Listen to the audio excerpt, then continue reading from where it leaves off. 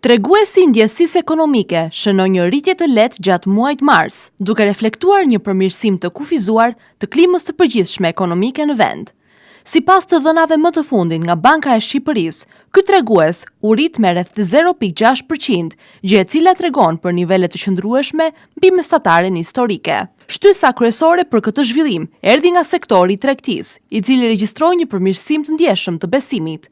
Indeksi për këtë sektor u rrit me 7.6% gjatë marsit, duke pozicionuar rreth 17 pikë përqindje mbi mesataren e tij afatgjatë. Bizneset tregtare raportuan për ecurim më të mirë të shitjeve aktuale, si dhe pritshmëri më optimiste për punësimin në muajt në vijim. Në të njëjtën kohë, pritjet për rritjen e çmimeve u përforcuan në mënyrë të dukshme, gjë e cila sinjalizon për presionet të vazhdueshme inflacioniste në ekonomi. Në kontrast me zhvillimet në tregti, sektorët e tjerë kryesor përfshirë industrinë, ndërtimin dhe shërbimet, si dhe besimi i konsumatorëve, pësuan një rënje gjatë muajit mars.